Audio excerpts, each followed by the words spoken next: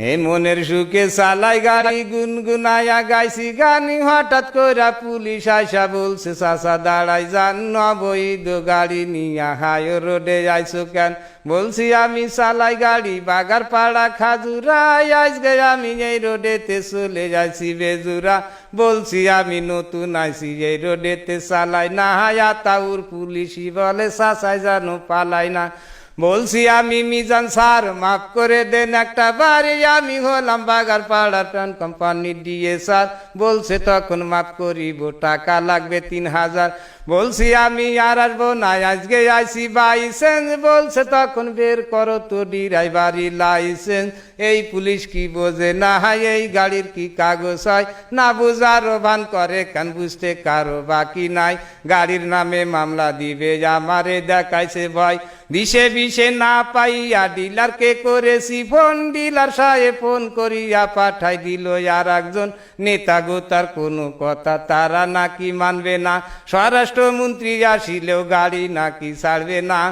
আরে আতাউরে ঝাড়ি বেশি চুপচাপ আছে মিজান স্যার ভাব দেখিয়া মনে হয় রাষ্ট্রপতি সমান পাওয়ার বলছে গাড়ি থানায় নেব দেব গাড়ি পুড়ায়ে দেখিব কোন নেতায় আছে গাড়ি নিবে ছাড়ায়ে আমি ভাবলাম কাজ হবে না কথা বেশি বাড়ায়ে বলছি আমি বাড়ি যাব বাড়ি যাওয়ার কি রাস্তায় উপায় একটা বের করে দেন করে দেব ব্যবস্থা সত্য একটা ঘটনা সবার সামনে করলাম প্রকাশ বলছে তখন ডিলার রে টাকা করিতে বিকাশ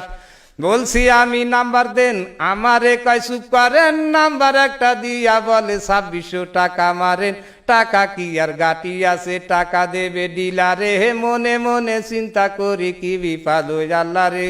সন্ধ্যার পরে ছাড়লো গাড়ি গাড়িতে তো আলো নেই আগের মতো চোখের জ্যোতি তাও তো বেশি ভালো নেই কি কষ্টে যে আইসি বাড়ি আল্লাহ মাহবুদ সেই জানে হে গরিবের এই দুঃখের কথা এই দুনিয়ায় কে শোনে